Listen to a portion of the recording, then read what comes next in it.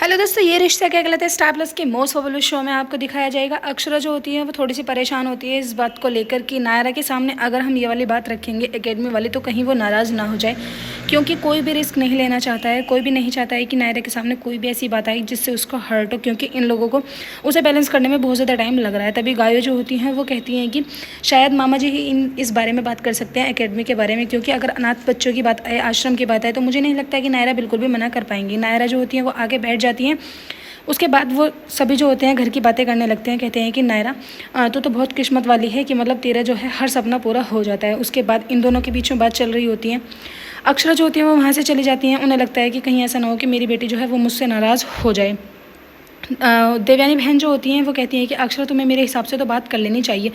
तभी नैतिक जो होते हैं वो फ़ोन मिलाते हैं नायरा को और बात करते हैं। कहते हैं कि क्या हुआ, मेरी प्रिंसेस मुझसे नाराज़ है? वो कहती है कि हाँ, मैं आपसे बहुत नाराज़ हूँ, क्योंकि आपने इतना लंबा टाइम जो है वहाँ पर लगा दिया।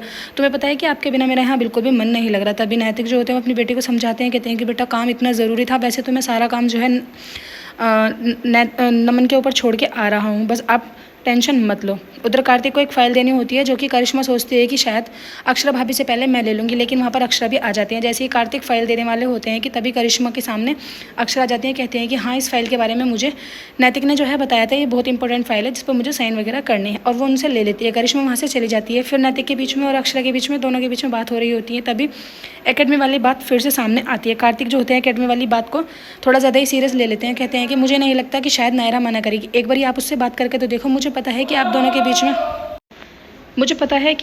बीच में कोई ना कोई मिसअंडरस्टैंडिंग चल रही है, लेकिन इस मिसअंडरस्टैंडिंग को दूर करने के लिए मैं नहीं चाहता कि छोटा सा मतलब जो आपका सपना है वो पूरा ना हो, क्योंकि हर चीज़ की तैयारी जो है वो कम्प्लीटली हो चुकी है, बस थोड़ा सा साइन की ही ज़रूरत है। तभी गायु जो होती हैं वो कहती हैं कि आपको इतना सीरियस मामला नहीं लेना चाहिए था। मामी जी गुस्सा होकर चली गई है ना। वो कहती है कि मामी जी गुस्सा हुई तो क्या हुआ, उनकी मेरी तरफ से आप उनको सॉरी बोल देना। गायु जो होती हैं वो कहती हैं कि इतना सीरियस मैटर भी नहीं है, लेकिन जो मामी है वो थोड़ी सी परेशान रहती हैं, कहीं ऐसा ना हो कि इतने वर्षों बाद उन्होंने अपनी बेटी को पाया है और इस बात को लेकर वो खुद है। लेकिन नैतिक जो होते हैं वो कहते हैं, कार्तिक जो होते हैं वो कहते हैं कि आंटी आप मानो या ना मानो, लेकिन मुझे नहीं लगता कि नायरा इस चीज़ के बारे में मना करेगी। लेकिन उससे भैया बात पूछेगा तो पूछेगा कौन।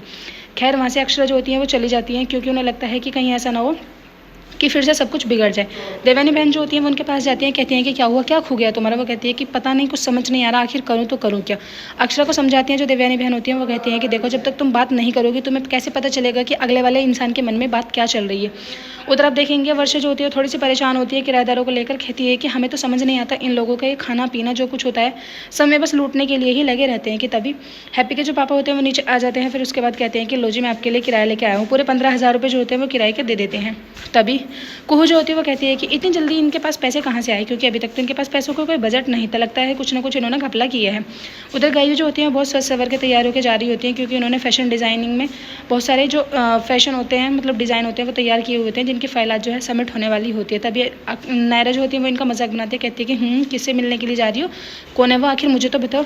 तभी उनको कार्तिक जो होते हैं वो रास्ते में मिल जाते हैं। वो कार्तिक से कहती हैं कि आज मेरा ऑडिशन है, मैं चाहती हूँ कि अगर आप भी वहाँ आ जाओ तो मुझे अच्छा लगेगा। वो कहते हैं कि हाँ ठीक है, मैं आ जाऊँगा। अक्षरा को भी वो कह के जाती है।